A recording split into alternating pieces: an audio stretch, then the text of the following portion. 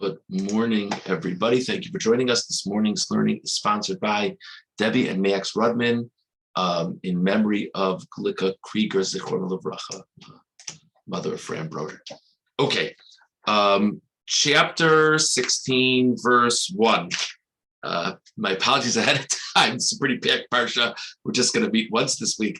So we'll get through something, God willing. But the first verse of the Parsha reads, Vayikach Korach, ben Yitzhar, ben Kahas, ben Levi. Korach, the son of Yitzhar, Kahas, the grandson of Kahas, the great-grandson of Levi, took, doesn't say what he took, V'dasam v'aviram ben Eliyav, and Dasan and Aviram, the sons of Eliyav, V'on ben Peles and On ben Peles, b'nei Ruvain, the three of them were the sons of Ruvain, and they rose before Moshe, and they staged a rebellion against Moshe, complaining, trying to gather the people in objection to Moshe's practices, policies, leadership. There's all kinds of possibilities here. Just to try to get a little bit of a feel for the issue. And I think, by the way, before we even go on, it's remarkably instructive if someone really learns the psukim and the midrashim and the mefarshim, and somebody asks the most basic of questions, what was the issue? The person has to take a little bit of a deep breath and then kind of try to explain it. It's a little bit complicated to explain. And if you learn the psukim, there's a certain amount of clarity. But I think that's very instructive when you think about dispute and argument. Sometimes there are disputes that are for one very clear reason. Sometimes it's all over the place. And it's possible that the fact that it's all over the place means that you have so many good reasons to argue. There's 5 different points that are all problematic, and it's wonderful that you're making a point of it because there's so many problems. But of course, we know it's possible that if there's 5 different points that you're all upset about, there are actually no really good points to be upset about. And I think it's something worth thinking about. I once saw a pshat in Pirkei Avos, the famous Mishnah in Pirkei Avos. I'm probably quoted to various people here before, but so once in Shlomo Katz's publication of Mayan, I forgot from whom he quoted.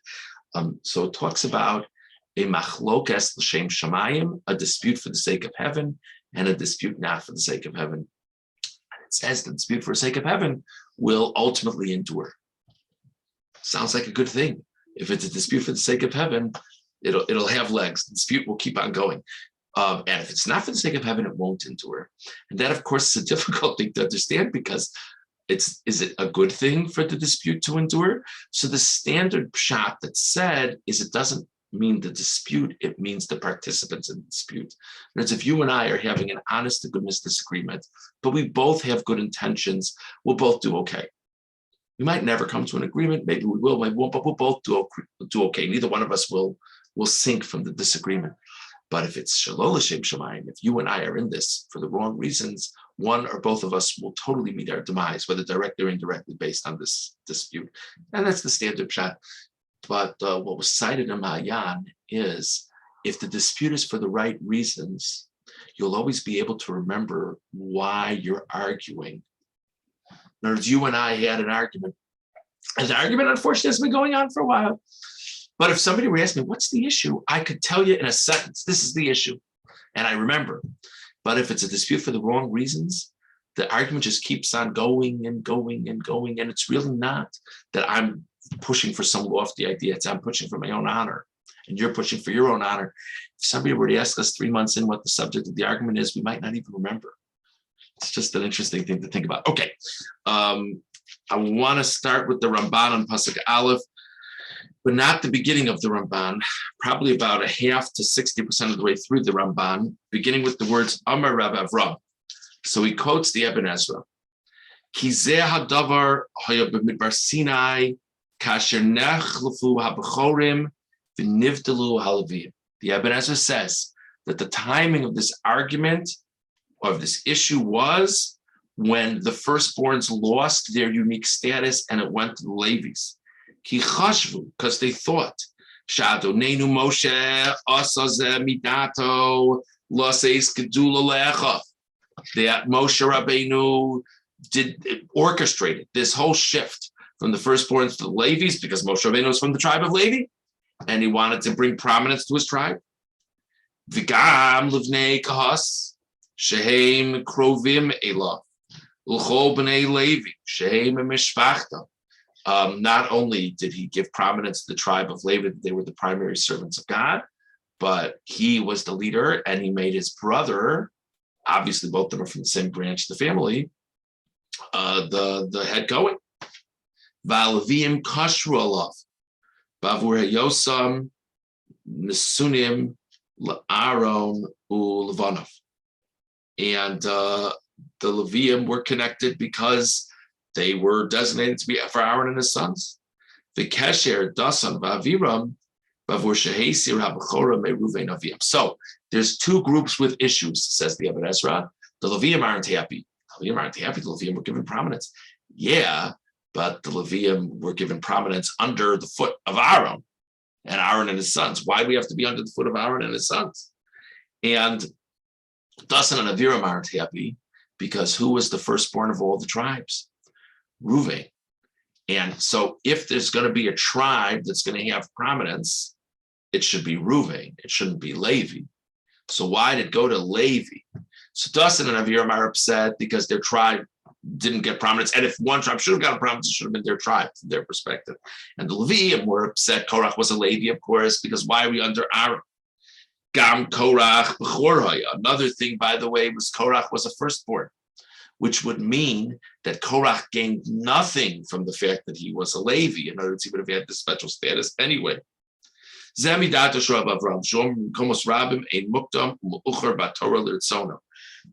part of this whole pshat that of how kind of gets legs for the Ibn Ezra is that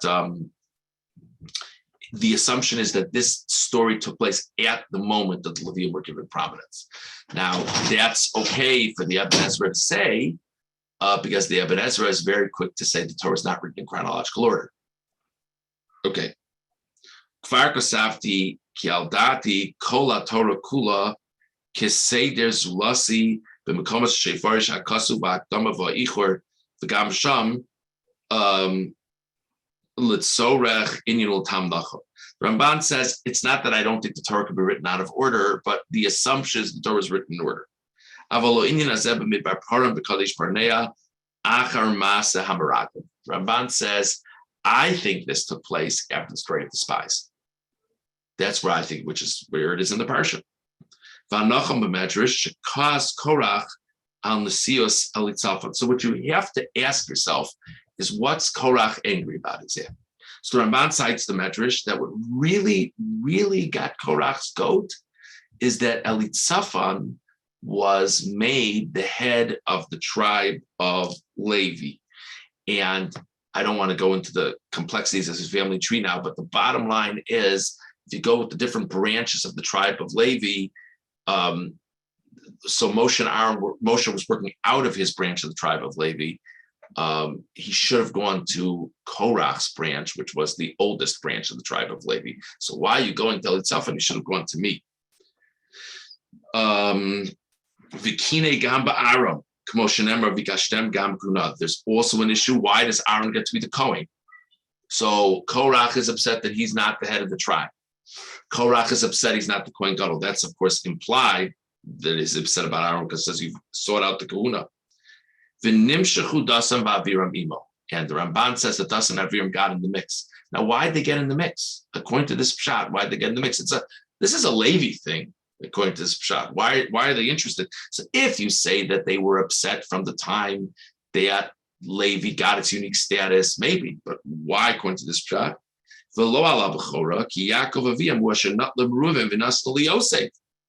It's not that they're upset that Reuven, the tribe of Reuven, doesn't have prominence, because been there, done that. Who did Yaakov appoint as being the most prominent of the tribes? Yaakov on his deathbed.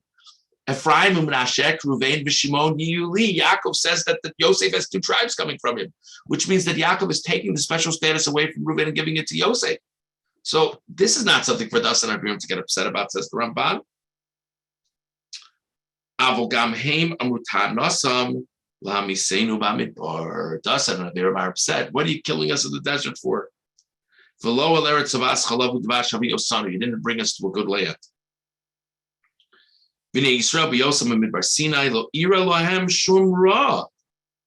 Ramban says it's not like they were having any problems in the desert.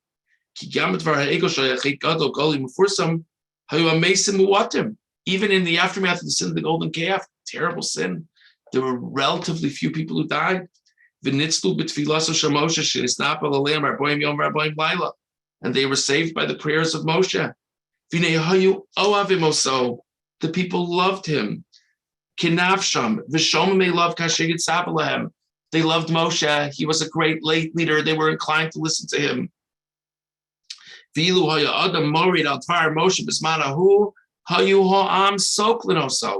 If somebody would have rebelled against Moshe in those times, are you kidding? People would have stoned them. So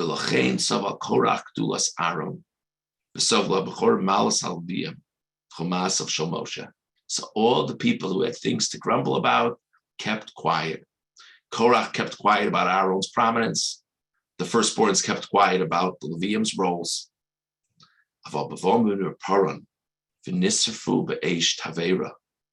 In Parshas Baaloscha, there were people who died. And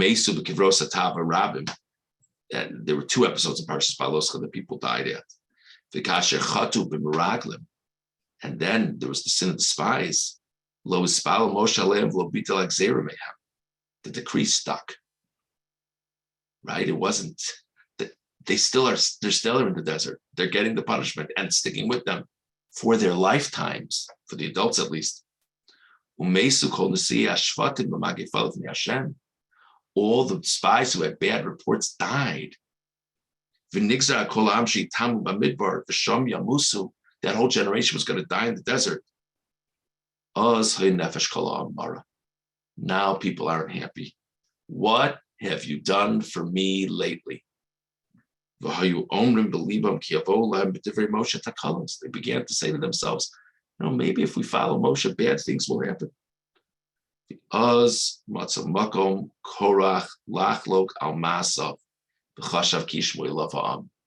Korach had held this fire all this time, but Korach was no dummy. And Korach understood this was a great opportunity. That's what they mean when they say, why are you killing us in the desert? That shows up in this parsha.